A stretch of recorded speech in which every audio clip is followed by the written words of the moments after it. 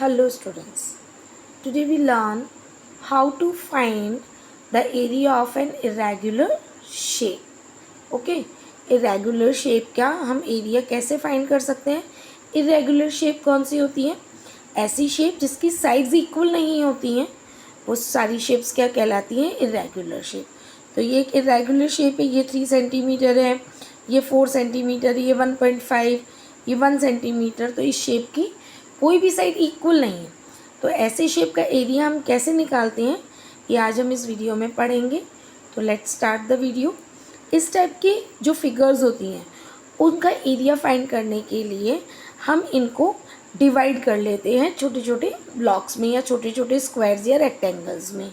ठीक है, तो आपको ये दिख रहा है कि ये वाला जो फिगर है ये एक रेक्टेंगुलर शेप में है. तो अगर हम इसको 2 पार्ट्स में डिवाइड कर दें, यानी कि यहाँ पर अगर हम एक लाइन ड्रॉ कर लें तो ये हमारा बन जाएगा फर्स्ट रेक्टेंगल और ये हो जाएगा हमारा सेकंड रेक्टेंगल. ठीक है, तो अब हमें हमारे पास रेक्टेंगल के एरिया का फॉर्मूला हमारे पास होता है. तो एरिया ऑफ अ रेक्टेंगल क्या होता है? एरिया ऑफ अ रेक्टेंगल होता है हमारा length into breadth, length multiplied by breath. ठीक है, अब लेंथ मल्टीप्लाई बाय ब्रेथ की अब हम एक काम करते हैं, या तो हम इसको फर्स्ट सेकंड से लिखते हैं या हम इसको नेम से भी डिनोट कर सकते हैं. अभी हम फर्स्ट और सेकंड से ही कर लेते हैं. तो हमको दिया हुआ है length of first rectangle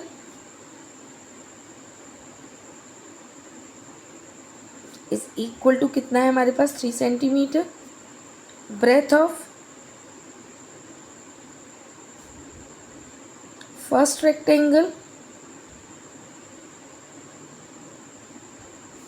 is equal to 1.5 centimetre. तो एरिया क्या निकलेगा इसका? एरिया ऑफ फर्स्ट रेक्टेंगल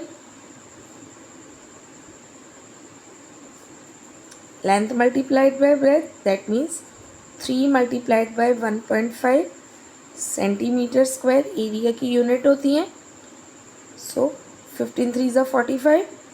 तो डेसिमल का आएगी डिजिट पहले, तो 4.5 सेंटीमीटर स्क्वायर. ये आ गया हमारा क्या? फर्स्ट रेक्टेंगल का area. Now similarly length of second rectangle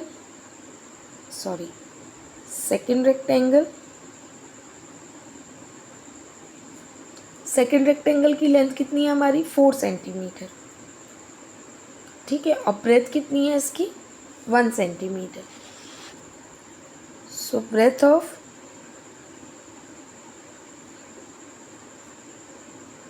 second rectangle is equal to 1 centimetre. Similarly, area of second rectangle is equal to length multiplied by breadth 4 multiplied by 1 centimeter square is equal to 4 centimeter square. अब हमारे पास दोनों ही rectangle का area find हो गया. अब इस पूरे figure के एरिया को फाइंड करने के लिए हम क्या करेंगे? दोनों रेक्टेंगल के एरिया को ऐड कर देंगे. तो हम लिखेंगे total area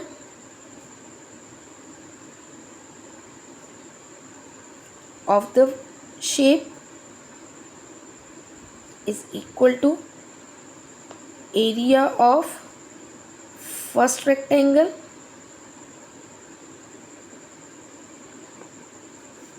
plus area of second rectangle.